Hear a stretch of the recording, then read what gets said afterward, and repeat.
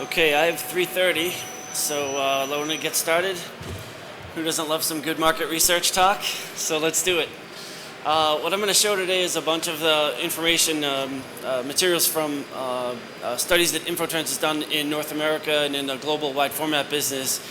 A lot of what I'm going to show you is buyer side information, plus we have a lot of supply side information, so we'll just take you through this stuff pretty quickly. Okay, wide format business continues to be a growth business, a growth market, but you can see that the growth rate now is around almost 6.5%. So you can see that's signs of maturing. That's not the sexiest number in the world. So, you know, it's still a growth market. There's still better profits in other part of the printing business, but definitely because of the competition within this space, it is in a maturing phase. Okay. That said, let's take a look at some of what we have from our end user research. This is from work we did at the end of last year. These are 526 print buyers, people who are buying wide format digital graphics, and we asked them, do they expect it to increase, decrease, or be stable? And you can see most of them, 2/3 of them say it's going to be stable, really no change, but the number who say they expect to spend more on wide format versus less, it outnumbers about 6-1. So that's really good news. There's more people expecting to invest more in wide format graphics. And then within those who said we're going to spend more, and you can see they outnumber by quite a bit, they expect to spend a lot more, an average of 14.5%. So when you look at it from a statistics standpoint, we say, well, some say decrease, more say increase. Those rates are about a wash, and you have projected growth rate of about 6.5%, which is where we are. Okay? Next. So why is that? Why is wide format still a growth business? Well, mostly because it works. It's a very effective way to advertise or communicate messages. Okay? So when we ask about how effective do you feel wide format graphics are in terms of representing your brand or communicating the messages you want, look, almost none of them say it's not effective. So all of them say it's either at least partially or somewhat or extremely effective. So it works, and therefore there's a real value proposition, a proven value proposition in wide format graphics. That's why buyers expect to spend more on it. Okay? This is not InfoTrends research. This is actually work from a FedEx office study, and there's some very telling things in here about the value of signage and graphics. Okay? So you can see that, I'll just read them down the line. You say basically 80% of consumers say that they've entered a store they never visited before based just on its signs. Almost 70% surveyed say they've purchased a product or service before because a sign caught their eye. And 3 out of 4 consumers say they told someone else about a store based simply on its signage. So in this world where advertisers really trying to get messages to go viral, they're trying to communicate these things, word of mouth is the most effective way of communication. To use a sign to get that, to inspire that kind of act, that is a really critical thing. Another 2/3 of consumers say that they think a store's signage is reflective of the quality of products and services. So if you see bad signage outside of a store, as you can see at the bottom here, poor signage can actually keep people from entering a store in the first place. So the value of signage and graphics goes beyond just awareness. It has a lot to do also with the importance of quality, or how much the perception of quality of what's being sold.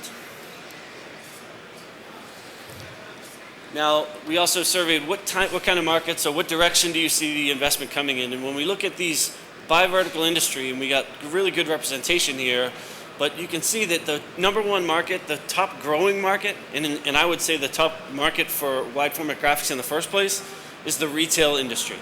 Retail drives a lot of what happens in the wide format graphics market. So again, but to reinforce what I said about this being a growth business, there's really only 1 or 2 of these segments where decline outweighs growth. Okay, so the biggest people, the companies who invest in this, the highest levels now, are also the ones who expect to invest in it the most in the future. That's retail, manufacturing, entertainment, healthcare. These are huge industries, and they expect to spend more on wide format graphics. So this, again, inspires the idea this is a growth market, okay? So let's just look at what's happening in retail, and as I said, this really kind of leads the way. So retail, obviously, the decor within a store, the attention you want to draw to a certain product, the ability to cause action where in an environment where a person already kind of has their hand on their wallet, they go into that store expecting to spend money. You want to draw some of that particular action. So the display of merchandise, the attractiveness of those displays, that influences consumer behavior. There's another phenomenon that a lot of retailers are going through now. Who's familiar with the term shoppertainment? This is a very important thing that's going on in the retail business. Actually, it's inspired by a book. The book was called Why We Buy. I would encourage anyone to read that. It's very telling about anytime you go into a retail store, you can think about how retailers are engineered. This is why when you go to the grocery store, you have to go all the way to the back to get the milk, right? And you just want the things you want. They force you to go buy all the things they want you to buy. Because it's statistically proven, the longer you're in a store, the more money you spend in the store. Just like a casino or any other kind of action like that. And by the way, men are worse than women, right? We're much more likely to make impulse buys than women are. Then there's the concept of micro-marketing. Many retailers, many consumer packaged goods companies are involved in micro-marketing. The town I live in is Marshfield. The town next to me is called Duxbury, right? So in Marshfield, it's kind of a fishing community, sort of a small town. The town next to me is called Duxbury. It's sort of kind of ritzy. If you go into the same wine store, a wine store in Duxbury and a wine store in Marshfield, you'll see a different price for the same wine in those stores. They can actually get $1 or $2 more in the ritzier town because that's micro-marketing. They know that these people will pay more, so they charge more. And we also see cross-media, and I want to talk a lot more about that in a few minutes. But this is a way to cause or engage the consumer at a much higher level through signage and graphics within a store. And then finally, we think a lot of big retailers are going green. Companies like Walmart and Target have said, no more PVC-based signage in our stores. We're going to replace all that. But that's causing many print companies to say, okay, we're going to invest in a dye sub machine. We're going to get a UV printer. We're going to print onto textiles. We're going to do something other than PVC-based prints. All driven by the action that retailers are taking.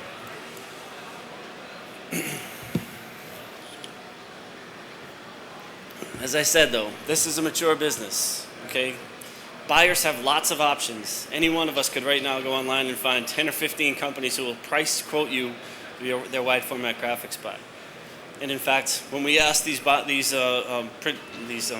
buyers, what's the top reason for selecting the buyer you typically select? Price comes out number one. It always comes out number one, okay? There's no question about it. Price is critically important. But after that, it's quality, turnaround time, service.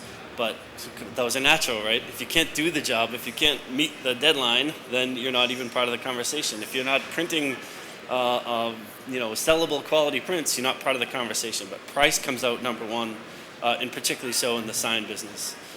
More so than what I would call the graphics or in-store kind of sign.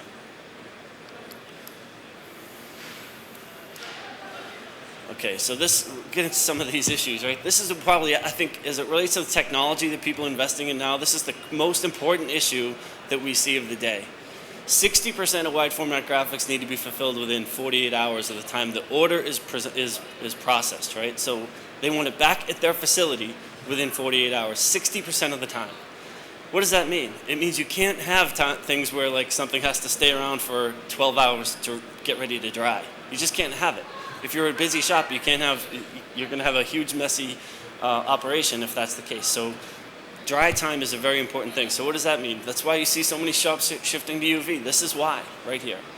Not just print speed, but how quickly can I get the thing off the printer, into a box, out of my shop.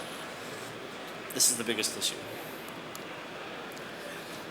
Companies are stepping up to this challenge, by the way. I took this screenshot from a company called 858 Graphics. They're outside of San Diego. This is their response. How about same-day turnaround for wide format graphics? I'm telling you, I show slides like this to commercial printers when I talk in the United States. People are like, same day? No way, I could never do that. Well, this is what wide format is like. You have to do it. In fact, when we look at what's gone on in this business, there's a whole transformation from what I would call the traditional screen print business to the digital print business, and we would argue that it's gone so much so that digital has overtaken screen by far on the graphics side. But every one of the demand trends from the client side, every single one of them will lead to greater digital production. That is, shorter turnarounds, more personalization, more online ordering, more just-in-time production, more short runs, linking print to digital media channels, delivery to the point of need. All of these things are much better suited with digital. And again, it comes from what the clients are asking for.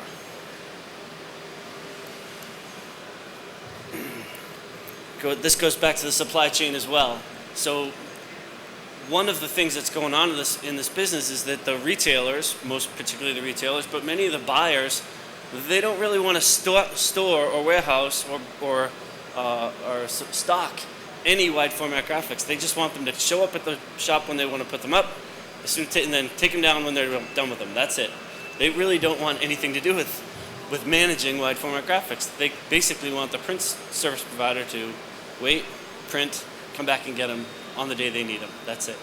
So they're ordering more frequently, smaller quantities, and more frequently, and basically making the print service provider become part of their supply chain.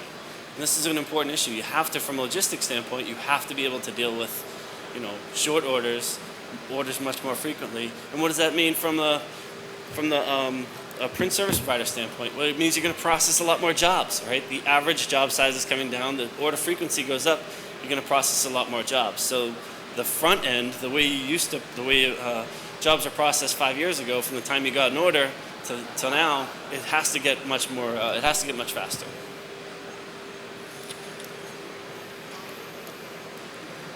I also said smaller order quantities. So again, when we talk about how to sell wide format graphics, this is a critical chart.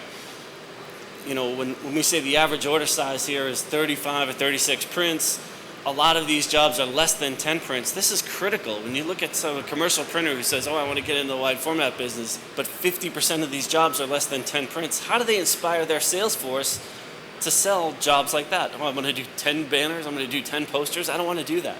So in this case, it's really critical to aggregate. How do you get more of these very short runs? How do you get lots and lots of them? So to think about it from a Vistaprint model, right? Do they make money selling 10 business cards at a time? No, they make money by selling hundreds and hundreds and hundreds of orders of those 10. And what does that mean? It means they have to be extremely efficient. We also see a lot of printers moving to online ordering, and this is part of the efficiency, right? So in some cases, they want to be open all the time. You don't want to just be a victim or call it a victim of your own sales force, right? Where you can only take orders when your sales force answers his phone. You want to be able to take orders anytime, day or night, right? So online ordering is one of the ways they're doing it. 858's doing this, and I'd just like to show you some of the ways they're doing this. Some of the way they're doing this is sort of predefined limitations of these jobs. You can order, you submit your order, you submit your graphic any way you want, but it's going to come out in certain sizes, on certain substrates. The things that they can automate, the things they predefine as a limitation, they can automate that, and that helps them be much more efficient. That was one way e-commerce manifests. Another way is through this, what I would call a client portal. This is a company called 2Ks in the United States. They're a pretty big commercial printer, and they do a really nice job at a brand management and e-commerce platform. So their tool is, they call it Backstage, and it's in any company anywhere in the United States. It's a client of 2Ks can submit their graphics and get their graphics produced, personalized, and this is sort of one of the ways they're doing it. But they do it with a very specific promise. It's not just, yes, submit your order and you'll get your prints. They're saying, hey, use this tool, you're going to reduce cost. Use this kind of tool and you'll manage your brand better. Use this kind of tool and you'll be able to track and measure the effectiveness of the campaign better. That's a big service sell. It's beyond just transactional selling here. Again, some of these online tools make production of wide format graphics easier, right? So again, you're not exactly picking any old size you want. You can't randomly select. You have to pick some of the sizes, some of the predefined products that they're trying to sell you. It goes from a service to a product. When it's an online sale like this, it becomes a product.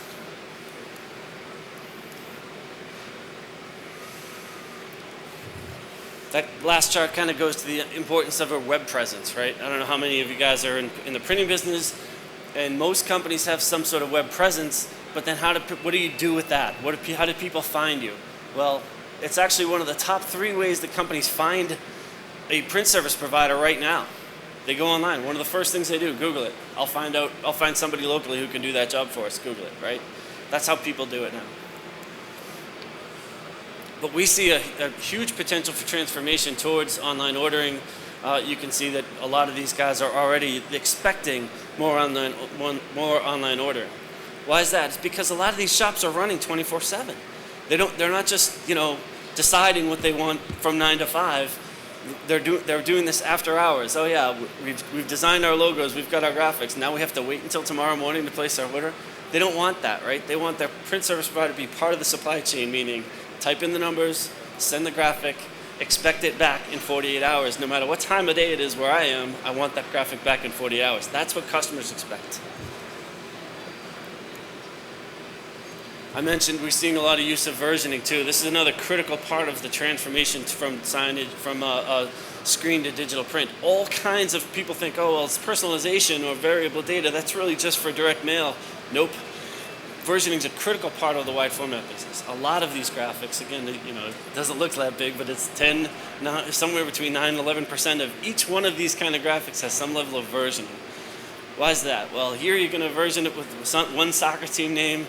In Berlin, it's going to be a different soccer team name. In Spain, it's going to be a different soccer team name. In the UK, it's going to be a different team name. It will still say, the type of beer, would still say the type of soda, just a different soccer team name, right? So that's versioning, not personalization in wide format.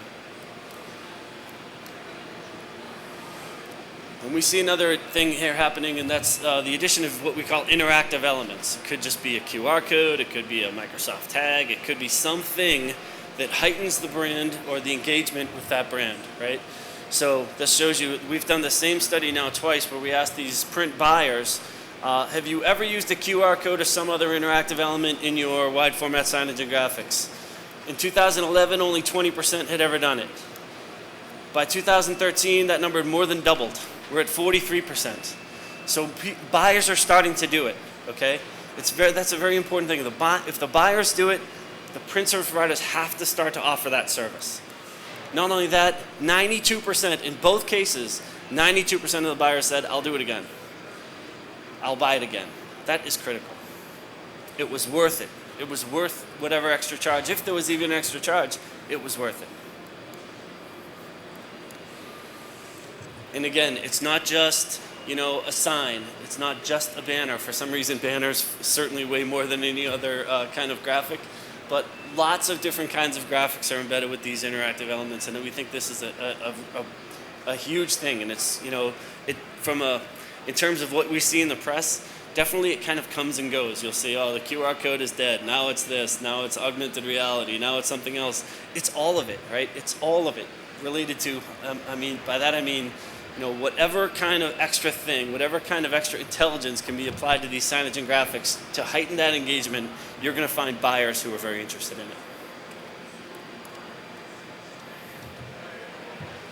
Why are they doing this? What's the point of these, interactivity, right? Well, they want to add interactivity to traditional media. They want to boost sales. They want to integrate social media. They want to create some buzz. There's some other thing that they're trying to do.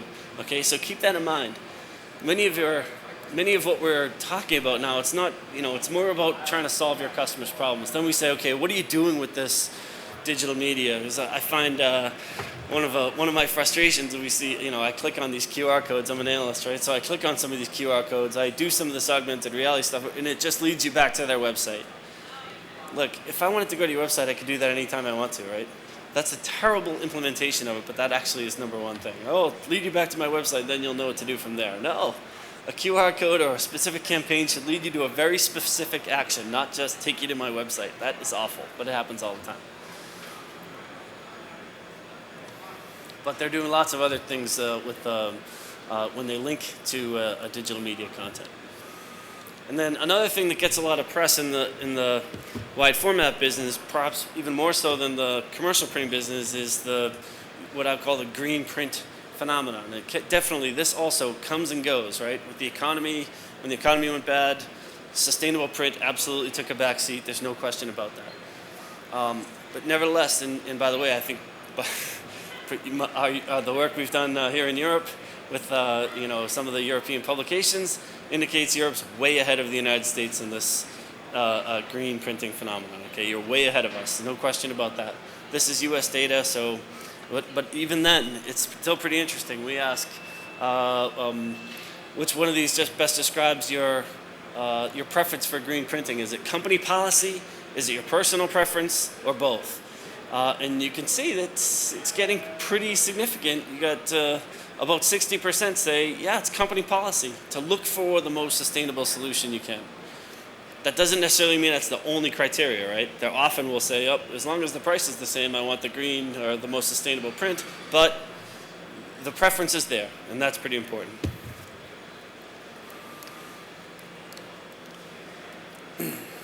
And how much of your printing is green? How much do you actually buy that's quote-unquote green now? You can see about 40-something% say, yeah, we try to influence our decision that way. Again, and we're behind. The U.S. is behind the European market in this. Okay, so the state of things, for the way I see it, the state of things is like this. Everyone's asking, how do you get past price? How do you, if price is the #1 decision criteria, how do you deal with that in this wide format signage and graphics business? And I like to say, stop thinking about the price thing and start thinking about how you solve a problem, right? Your customers' problems are typically not about printing.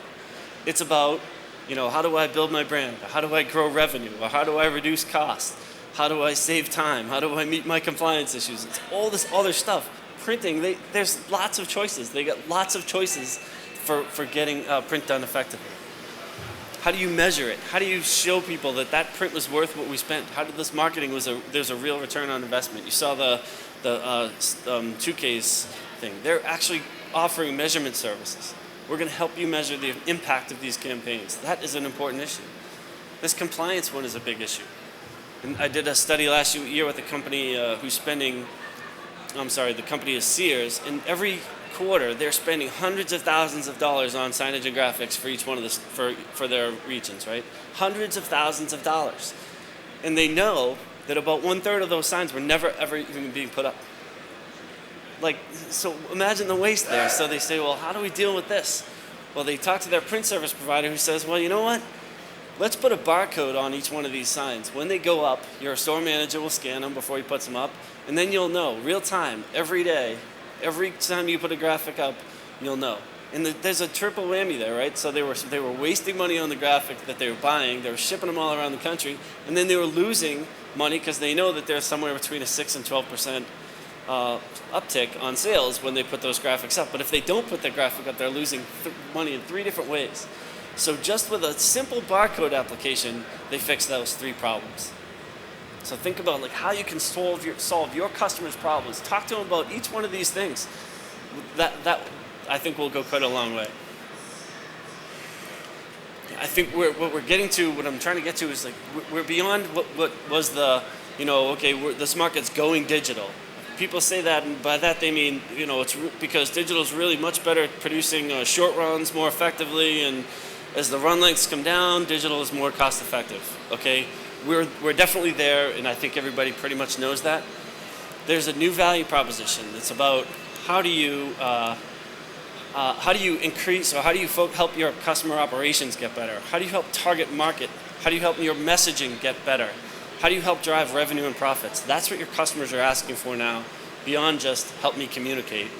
It's help me communicate more effectively over and over. How do I improve this? How do I get better at it over and over again?